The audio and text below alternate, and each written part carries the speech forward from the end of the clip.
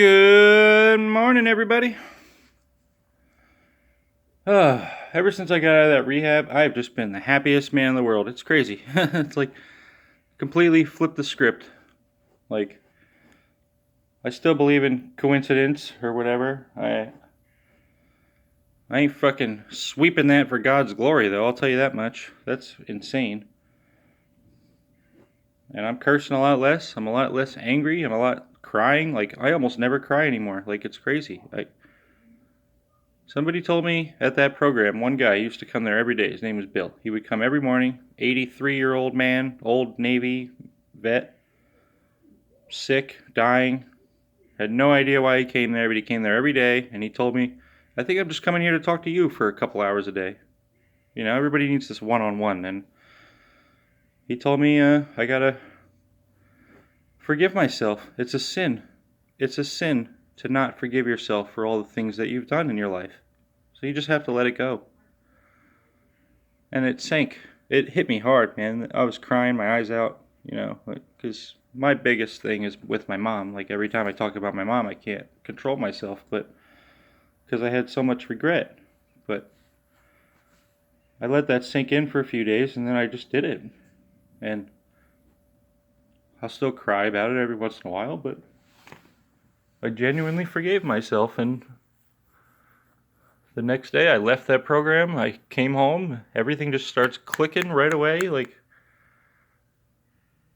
I got all this stuff in my house, like all this, what looks like garbage to some people, but I mean, I got, this is these are all boxes full of VHSs. I mean, look at this one right here. This one alone is probably worth a fortune. Star Wars, the original one.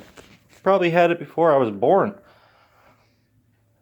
I could sell that to a collector. Like, people think, oh, that's not worth anything, but it is.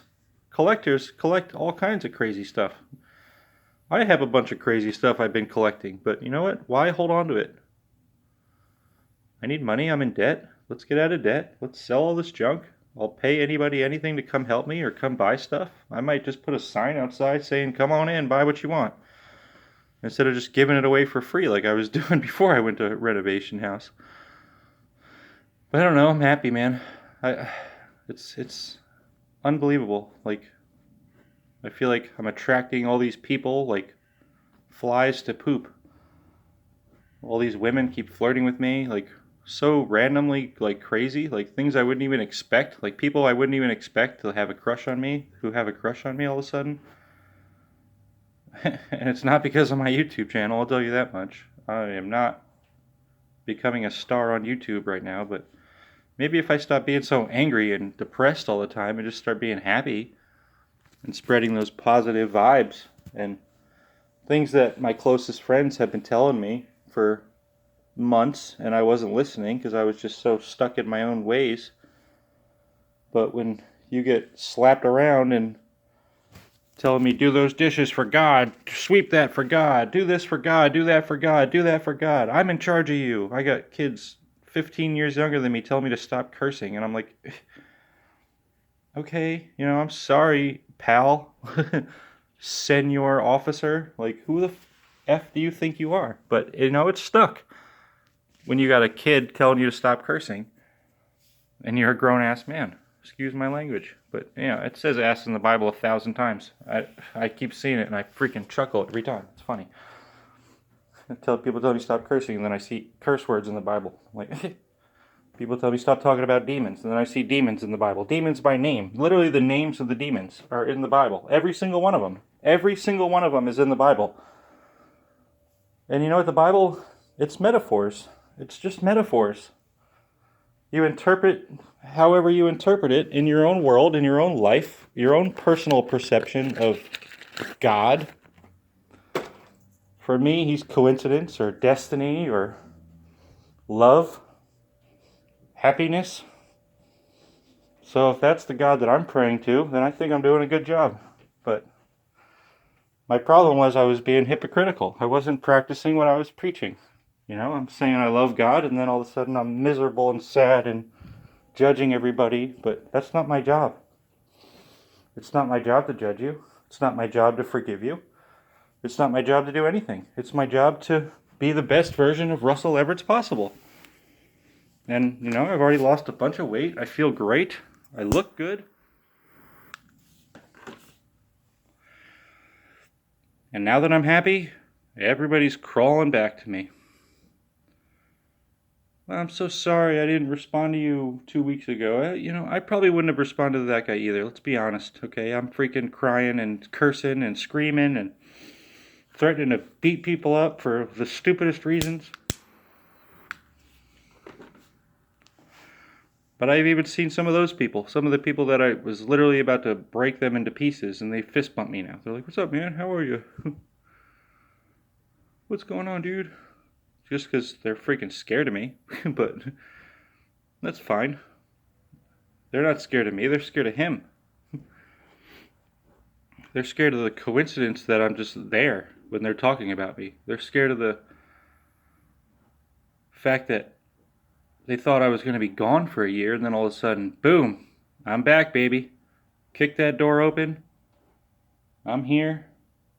I planted a bunch of seeds, and now it's time to water those plants. Watch the tree grow. Talk about God in a different light and a different perspective, just to get people like you and people like me and people like a 5-year-old and people like a 95-year-old to find peace before they die. Because you know what? Nobody's immortal, guys. This is going to go away one day. You don't live forever. But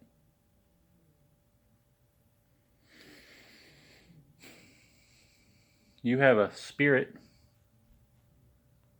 and you get to choose what kind of spirits you want in your body. What kind of things you put into your body. What kind of thoughts you have in your head. I just remember one lady, this was one of the books they gave us in there. It's like a little Bible study book. It's called Battlefield of the Mind by Joyce Meyer. This lady's testimony, she was sexually abused her whole life by her father. Grew up hating God, just like a lot of people. Like, why do I love him? All he does is screw me over all the time. Yeah, well, she used to say in their little conventions that they used to make us watch that God will find somebody who is down on their luck, bad, on their knees, begging for forgiveness, whatever it is, and he'll save you. And he saved me, and I forgave myself for all the bull crap that I've done, and thank God I did my YouTube channel, because I got a lot of forgiving to do.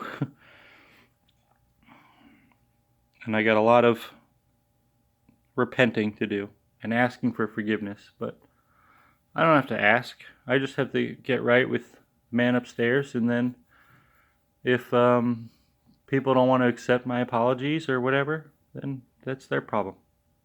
I'm still going to be happy. I'm doing yoga. Russell Levrets doing yoga because one of my friends used to call me Pastor Russell. That's what sparked the whole I want to be a pastor thing. She told me, you're a preacher. You already got it. You could just do it. Be a pastor. And I was like, you know what? I should be a pastor. And then I started saying that, and people were like, you can't be a pastor. You curse too much. Pastors don't curse. Pastors don't get mad. Pastors don't get angry. Pastors don't sin. Pastors don't do this. I was like, yeah, they do. You know what they do? Pastors do all of that stuff because no one's perfect. Nobody on this planet is perfect. Not one person. Not me. Not you. Not my cat. Not that squirrel outside that I feed every day. No one's perfect. But we're all in this together. So let's start acting like it. And be freaking happy like I am. Happy that I got the best job in the world. Happy that I got multiple women in my life that want attention from me, even though I'm staying single. Just happy. I'm happy I'm taking care of myself. I'm happy I'm smoking again to level myself out. Just barely, little bits of the day, not a lot. But Somebody told me that if you think smoking is not going to get you to heaven, then you're not paying attention in church. And I was like, yeah. And I blocked them, and I regret it now, because they're right. They're right. You can do anything you want. Anything you want. As long as you're right in your heart. As long as you're at peace in your heart. You can do whatever you want.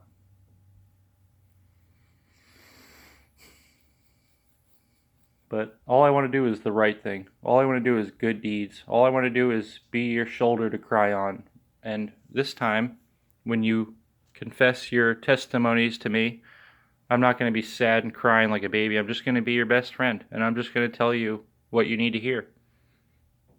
Usually whether you like it or not.